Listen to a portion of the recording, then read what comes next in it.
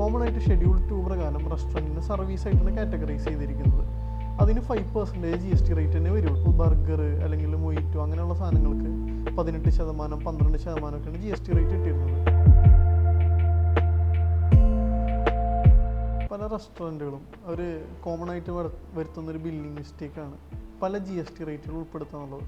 നമ്മൾ ചില റെസ്റ്റോറൻറ്റുകളിലെങ്കിലും പോയാൽ നമ്മൾ ശ്രദ്ധിച്ചിട്ടുണ്ടാവും പല സാധനങ്ങൾക്കും പല GST റേറ്റ് വരുന്നത്. പക്ഷെ നമ്മൾ കോമൺ ആയിട്ട് റെസ്റ്റോറൻറ്റിൻ്റെ GST റേറ്റ് എത്രയെന്ന് നോക്കിക്കഴിഞ്ഞാൽ എന്താണ് 5% നമുക്ക് കാണാൻ പറ്റുക. ഇപ്പോൾ തന്നെ എനിക്ക് വളരെ പരിചയമുള്ള റെസ്റ്റോറൻറ്റിൽ ഞാൻ പോയിരുന്നു. അപ്പോൾ അവർ ചില സാധനങ്ങൾ ഇപ്പോൾ ബർഗർ അല്ലെങ്കിൽ മൊയ്റ്റോ അങ്ങനെയുള്ള സാധനങ്ങൾക്ക് 18%, 12%ഒക്കെയാണ് GST റേറ്റ് ഇട്ടിരുന്നത്. പക്ഷേ ആക്ച്വലി എന്താണ് റെസ്റ്റോറൻറ്റിൻ്റെ GST റേറ്റ്? കോമൺ ആയിട്ട് ഷെഡ്യൂൾ 2 പ്രകാരം റെസ്റ്റോറൻറ്റിന് സർവീസായിട്ടാണ് കാറ്റഗറൈസ് ചെയ്തിരിക്കുന്നത്. അതിന് 5% GST റേറ്റ് തന്നെ വരുള്ളൂ.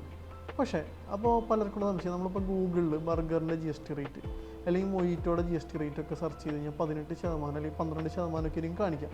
അപ്പോൾ എന്തുകൊണ്ടാണ് അത് വരുന്നത് എന്നുള്ളതാണ്. ആ റേറ്റുകൾ ആക്ച്വലി പ്രൊഡക്റ്റിൻ്റെ റേറ്റുകളാണ്, അതായത് സർവീസിൻ്റെ പാർട്ടല്ലാതെ. ഇപ്പോൾ നമ്മളിപ്പോൾ ലുലു മാളിൽ പോയിട്ടൊരു ബർഗറോ അല്ലെങ്കിൽ സാൻഡ്വിച്ചോ മൊയ്റ്റോ എടുക്കുകയാണ് നോക്കുക. അപ്പോൾ ഇങ്ങനെ സർവീസ് ഇല്ല, റെസ്റ്റോറൻറ്റ് സർവീസ് അവിടെ പ്രൊവൈഡ് ചെയ്യാതെ നമ്മൾ എന്ത് ചെയ്യണം, ഇങ്ങനെ എടുക്കുന്ന സാധനങ്ങൾക്ക് ആ ഐറ്റംസിന് സ്പെസിഫിക്കലി പറയുന്ന GST റേറ്റ് ആണ്. അപ്പോൾ ഇതൊരിക്കലും റെസ്റ്റോറൻറ്റിൻ്റെ GST റേറ്റ് അല്ല, മറിച്ച് എവിടെന്നെങ്കിലും പർച്ചേസ് ചെയ്തിട്ടോ അല്ലെങ്കിൽ പ്യുവർലി റീസെല്ലിംഗ് പർപ്പസിന് വേണ്ടി വരുമ്പോഴാണ് ഈ good specific GST rate applicable ആവുക.